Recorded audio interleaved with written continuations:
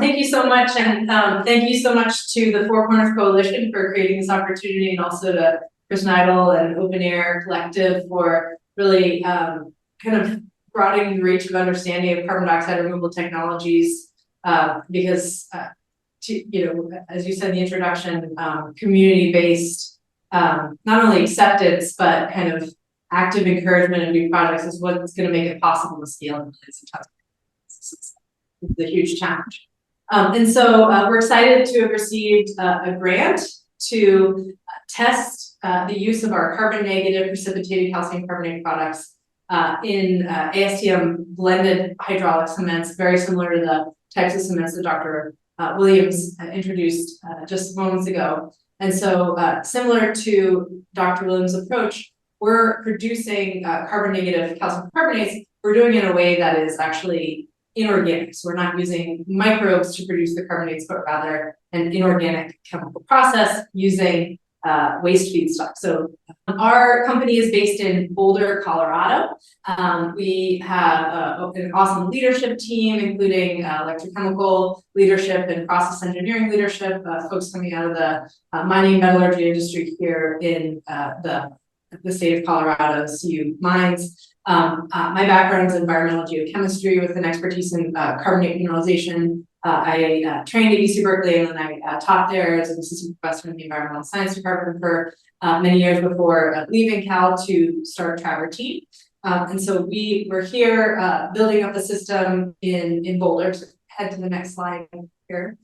And an overview of our process is shown schematically here, where we're taking in waste feedstocks from critical element extraction and converting them into solid carbonate minerals for use in green cements using carbon dioxide from the air. So there are a couple of important points here. Is we're doing end-to-end carbon dioxide removal and mineralization. So our process enables us to actually directly capture CO2 from the air and then convert it to solid precipitated calcium magnesium carbonates, depending on the feedstocks. Another important point is that we're co-producing a number of products that are feedstocks for critical element extraction. And so in our commercialization approach, we're basically replacing conventional sources of extractive chemicals that generate very, very large quantities, hundreds of millions of tons of waste globally every year. And so we're cutting out those wastes and allowing for upcycling of those chemicals. And so the process of critical element extraction, for example, gets closed with respect to these. So we basically take in sulfate waste from extractive industries, convert them to solid carbonate minerals, and then do direct air capture. We co-produce hydrogen as well. So we have a number of exciting co-products.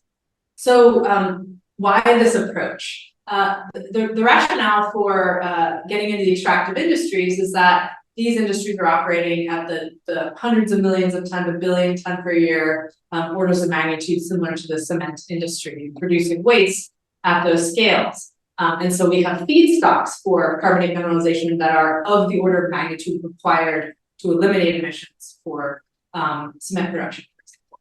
And so sulfuric acid, which is the extracted chemical that we produce, today is producing quantities of up to 300 megatons per year, 300 million tons per year. And that's projected to grow significantly to 350 to 400 million tons per year by this century.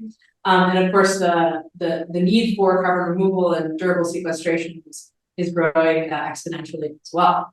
And so these are some of the images of some waste feedstock here on the bottom, and one of the sources of, for example, ultramafic waste that we can use. And so our go-to-market application is processing what's known as phosphogypsum, which is a byproduct of phosphorus fertilizer production. Today, the conventional process for phosphorus fertilizer production is we take the original rock phosphorus, which is calcium phosphate, react it with acid, and you end up with a bunch of sulfate waste. What we can do is take this sulfate waste, turn it into solid calcium carbonate, taking CO2 from the air, and then return that acid back such that you can continue the process. And so we can end up with essentially substantially carbon negative fertilizers while at the same time producing very low carbon intensity, potentially carbon free cement products as well. And so we can take this feedstock, turn it into those precipitated calcium carbonates for use in blended cements. Head to the next slide.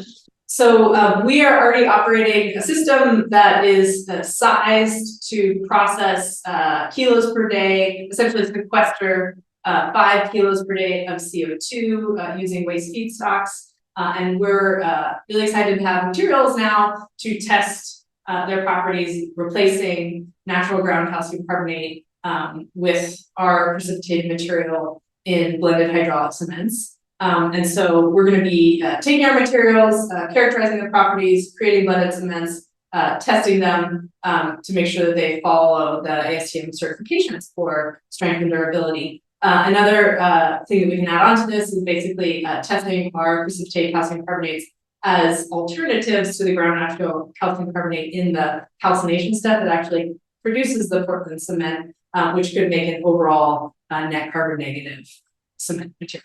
So if you head to the next slide. Our operations are scalable because the feedstocks are available in, again, hundreds of millions of tons per year quantities, in some cases stockpiled. The United States had more than probably 2 billion tons of phosphogypsum just sitting in piles today. And so here we are in 22-23, we have a 5 kilo per day system operating. We're in the process of building a much larger 100 kilo per day system and in engineering design for 1,000 ton per year system as well. And we hope to integrate directly with extractive industries such that we can scale to millions of tons per year relatively quickly, because again, these feedstocks are produced in very large quantities. And so we're excited to again test our calcium carbonate precipitates as products in cements. But again, similar to the last presentation, we'd love to be operating locally. So most of the large producers of these feedstocks are large fertilizer companies, large mining companies that are operating internationally in certain parts of the United States. I think there are big opportunities in the Four Corners region. We actually do produce very large quantities of calcium phosphates in Utah, for example. There's also legacy coal plants that may have some what's called flue gas desulfurization gypsum. So we don't need any alkalinity sources, but we do need sources of calcium sulfate waste that would either come again from legacy coal plants or from fertilizer operation. So if you are aware of anyone who has ties to these industries that would give us access to some of these sulfate waste, these industrial waste feedstocks, we would love to hear from them. Thanks.